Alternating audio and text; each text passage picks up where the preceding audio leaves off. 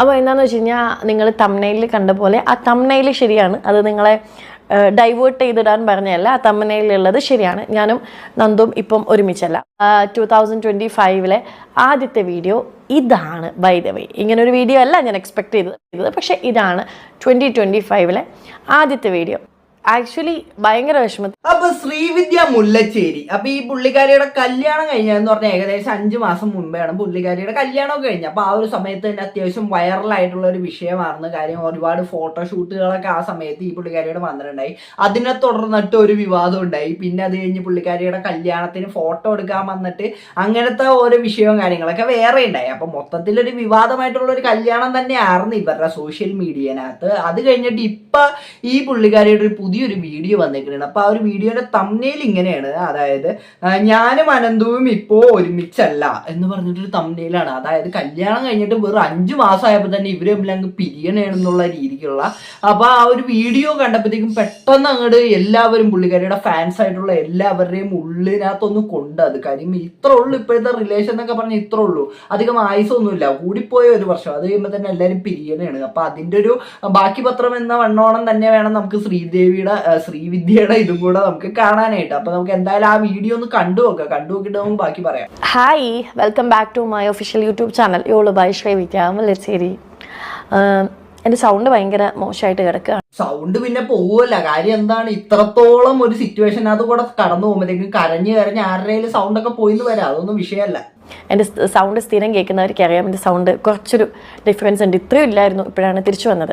ഒരു സത്യം പറഞ്ഞു കഴിഞ്ഞാൽ ഇതെല്ലാം ഒരു തിരിച്ചു വരവിൻ്റെ ഒരു തുടക്കമാണ്. മനസ്സിലായോ? എനിക്ക് മനസ്സിലായി. അപ്പൊ ഇങ്ങനെ ഒരു ഘട്ടത്തിനകത്ത് പോലും പുള്ളിക്കാരി ഇങ്ങനെ ഒരു വീഡിയോ ഇട്ടിട്ടുണ്ടെങ്കിൽ അത് നമ്മൾ സമ്മതിക്കണം കേട്ടോ. കാര്യം ഈ ഒരു സിറ്റുവേഷനകത്ത് പോലും എല്ലാവർക്കും ഇങ്ങനെയൊന്നും വീഡിയോ ഇടാൻ പറ്റിയെന്നൊന്നും വരില്ല. പക്ഷെ പുള്ളിക്കാരി ആ ഒരു ആർജവം എടുത്തിട്ട് ആ ഒരു വീഡിയോ ഇടാൻ കാണിച്ച ആ ഒരു മനസ്സ്, അതൊരു വലിയൊരു മനസ്സ് തന്നെയാണ്. അപ്പോൾ എന്താണെന്ന് വെച്ച് കഴിഞ്ഞാൽ നിങ്ങൾ തംബ്നെയിലിൽ കണ്ട പോലെ ആ തംബ്നെയിൽ ശരിയാണ്, അത് നിങ്ങളെ ഡൈവേർട്ട് ചെയ്തിടാൻ പറഞ്ഞതല്ല. ആ തംബ്നെയിലുള്ളത് ശരിയാണ്. ഞാനും നന്ദും ഇപ്പം ഒരുമിച്ച്. എന്താണല്ലേ ആ തംബ്നെയിലിനെ കണ്ടപ്പോൾ തന്നെ എല്ലാവരുടെയും ഒരു ഉള്ളൊന്ന് വിങ്ങിയതായിരുന്നു. ഇപ്പൊ വീഡിയോനകത്ത് വന്നപ്പോഴും പുള്ളിക്കാരി പറയണം തംബ്നെയിലിനകത്തുള്ളത് ശരിയാണ്. അപ്പൊ ഒരു തമ്മിൽ പിരിഞ്ഞു എന്നുള്ളത് ഓൾമോസ്റ്റ് കൺഫേം ആണ്. എന്താണ് യൂട്യൂബിൽ വീഡിയോ ഇടാത്ത, എന്താണ് ഒരുമിച്ച് ഒന്നും ചെയ്യാത്തത് എന്ന് നിങ്ങൾ ഇങ്ങനെ ചോദിക്കുന്ന സമയത്ത് അതിൻ്റെ ഒരു റീസൺ വന്ന് പറയാൻ. ഓക്കെ, അപ്പൊ ആ ഒരു റീസൺ പുള്ളിക്കാരി പറയും എന്ന് പറയാൻ തുടങ്ങിയിട്ട് കുറച്ച് നേരമായി. പക്ഷെ പറയുന്നില്ല. അവര് പിരിഞ്ഞു എന്ന് ആദ്യം തന്നെ പറഞ്ഞു കഴിഞ്ഞാൽ അപ്പൊ ഇനി എങ്ങനെ പിരിഞ്ഞു എന്നൊക്കെ ഇനി പറയാൻ പോണത്. നമുക്ക് എന്തായാലും കണ്ടുനോക്കാം.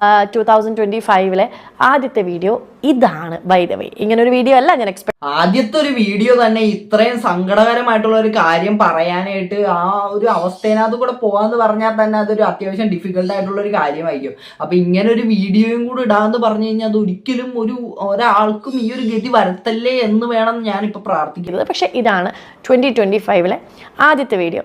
ആക്ച്വലി ഭയങ്കര വിഷമം. പിന്നെ വിഷമം ഉണ്ടാവുമല്ല. കാര്യം ഇങ്ങനെ ഒരു സിറ്റുവേഷൻ അതുകൂടെ കടന്നു പോകുമ്പോഴത്തേക്കും ആർക്കാണെങ്കിലും വിഷമം ഉണ്ടാവും. പക്ഷെ വിഷമം ഒന്നും ആരും ഈ ചേച്ചി ഒന്നും ആ വിഷമം ഒന്നും നോക്കേണ്ട കാര്യമില്ല. നിങ്ങൾ ഇപ്പൊ ഈ ഒരു സിറ്റുവേഷനും കടന്നു പോകുമെന്ന് വിചാരിച്ചിട്ട് അങ്ങ് പോയാൽ മതി. ഒരു ഭർത്താവ് പോയി കഴിഞ്ഞാൽ 10 ഭർത്താവ് വരും, അത്രേ ഉള്ളൂ. കാരണം സത്യം പറഞ്ഞു കഴിഞ്ഞാൽ ഇത് ഞങ്ങളുടെ ഒരു ഹണിമൂൺ പീരീഡ് ആണല്ലോ. ആ സമയത്ത് നന്ദു കൂടെ ഇല്ലാത്തതിൽ ഒരുപാട് എന്താണല്ലേ ഹണിമൂൺ ഫേസ് പോലും കഴിയാത്തൊരു കപ്പിളാണ്. അങ്ങനെയുള്ള ഒരു കപ്പിള് തന്നെ ഇങ്ങനെ പിരിഞ്ഞു പോകേണ്ട, അതായത് രണ്ട് വഴിക്കായി ഡിവോഴ്സ് ആയി പോകേണ്ട ഒരു അവസ്ഥ വരെ എത്തിയെന്ന് പറഞ്ഞു കഴിഞ്ഞാൽ എൻ്റെ ഉള്ളൊക്കെ ഒന്ന് പെടയണാണ് ഇതൊക്കെ കേൾക്കുമ്പോൾ തന്നെ. പക്ഷേ നമ്മൾ ഈ ഒരു ടൈം നമ്മൾ ഫേസ് ചെയ്തേ പറ്റത്തുള്ളൂ. കാരണം ഇത് നമ്മുടെ കരിയർ ആൻഡ് എല്ലാം കൊണ്ടും നമ്മൾ ഇപ്പം സെപ്പറേറ്റഡ് ആയിട്ടിരിക്കേണ്ടത് ഒരു ആവശ്യമാണ്. പക്ഷേ ഇതിൻ്റെ ഇടയിൽ ഞങ്ങളൊരു 2-3 ദിവസം കണ്ടിട്ടുണ്ടാവും. എൻ്റെ സ്റ്റോറി ഉണ്ടവർക്കറിയാം, ഒരു 2-3 തവണ ഞാൻ സ്റ്റോറി ഇട്ടിട്ടുണ്ട്. പിന്നെ ഇതിൻ്റെ ഇടയ്ക്കൊരു റീൽ. എന്താണെന്ന് അപ്പൊ നിങ്ങൾ തമ്മിൽ ഇപ്പൊ പിരിഞ്ഞിരിക്കണമെന്ന് ഉദ്ദേശിച്ചത് എന്താണ്? നിങ്ങളിപ്പോ ജോലിപരമായിട്ട് 2 സ്ഥലത്ത് നിൽക്കണതാണ് നിങ്ങൾ ഈ പിരിഞ്ഞിരിക്കണതായിട്ട് ഉദ്ദേശിച്ചത്. അതിനാണ് നിങ്ങൾ ഇങ്ങനത്തെ തംബ്നെയിലും ഇട്ട് ഞങ്ങൾ തമ്മിൽ ഇപ്പോൾ ഒരുമിച്ചില്ല എന്ന് പറഞ്ഞിട്ട് വിഷമിച്ചിരിക്കണ തംബ്നെയിലൊക്കെ ഇട്ടിട്ട് അങ്ങനത്തെ ഇതൊക്കെ ഇട്ടിട്ട് നിങ്ങൾ അതിനാണ് അതിന് മനസ്സിലാവുള്ളത്. ബാക്കിയാണ്. അല്ലാതെ ഒരുപാട് നാളായി, സത്യം പറഞ്ഞാൽ ഒരുപാട് നാളായി ഞങ്ങൾ ഒരുമിച്ച് നിന്നിട്ട്. ഇതാണ് നിങ്ങൾ ഈ ഒരുപാട് നാളായി ഒരുമിച്ച് നിന്നിട്ട് അതൊക്കെ നിങ്ങളുടെ കേസാണ്. പക്ഷെ നിങ്ങൾ ആൾക്കാരെ എന്തിനാണ് ഇങ്ങനെ മിസ്ലീഡ് ചെയ്യുന്ന രീതിക്ക് ഒരു തംബ്നെയിലും ഇട്ട് വിളിച്ചു വരുത്തിയിട്ട് ആദ്യം തന്നെ വീഡിയോന്റെ തുടക്കം തന്നെ നിങ്ങൾ എന്താണ് പറഞ്ഞത്? ഞങ്ങൾ പറഞ്ഞത് ശരിയാണ്, തംബ്നെയിലകത്ത് നിങ്ങൾ കണ്ടത് വന്നത് ശരിയാണെന്നുള്ള രീതിക്കാണ്, ഞങ്ങളിപ്പോൾ ഒരുമിച്ചില്ല എന്ന് പറഞ്ഞ് സങ്കടപ്പെട്ടൊക്കെ ഇങ്ങനെ ഇരിക്കണം. ഇതൊക്കെ വെച്ചിട്ട് ലാസ്റ്റ് ഇപ്പോൾ വന്നു കഴിഞ്ഞപ്പോഴത്തേക്കും പറയാനാണ് ഞങ്ങൾ ജോലി സംബന്ധമായിട്ട് 2 സ്ഥലത്താണ് നിൽക്കുന്നത്. അത് അത്രയും വിഷമം തരുന്ന ഒരു കാര്യം തന്നെ. ഇപ്പൊ കാണുന്നവരെല്ലാവരും നെഞ്ച് പിളർന്നു പോയി. ഇതേ വിഷമമാണ് നമുക്ക് സാധാരണ നമുക്ക് ഈ ആക്നെ സ്പോട്സ്, പിമ്പിൾസ്, ബ്ലെമിഷസ് ഒക്കെ വരുമ്പോൾ. അത് കൊള്ളാൽ അതൊരു പുതിയ അറിവാണല്ലോ. അതായത് നമ്മുടെ ഭർത്താവ് പിരിഞ്ഞിരിക്കുമ്പോൾ വരുന്ന അതേ വിഷമം തന്നെ ആയിരിക്കും ഈ പിമ്പിളും അതേപോലെ ആഗ്നയൊക്കെ വരുമ്പോൾ ഉള്ളത്.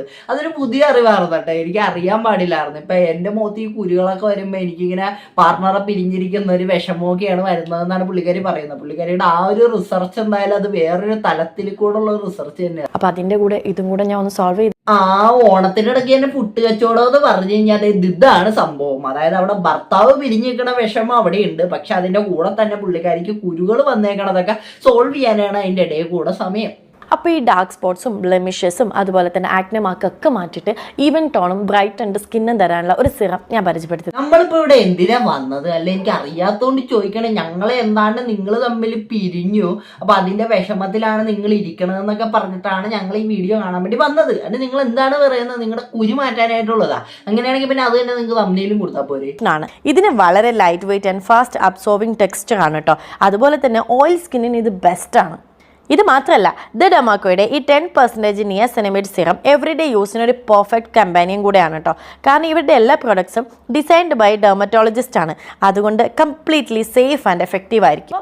ഒട്ടും വായിപ്പിക്കേണ്ട, എൻ്റെ കൂപ്പൺ കോഡ് ഉപയോഗിച്ചിട്ട് ദ ഡെർമാക്കോയുടെ ഒഫീഷ്യൽ വെബ്സൈറ്റിൽ നിന്ന് 20% ഡിസ്കൗണ്ടോടുകൂടെ നിങ്ങൾക്ക് ഈ ഒരു പ്രോഡക്റ്റ് പർച്ചേസ് ചെയ്യാവുന്നതാണ്.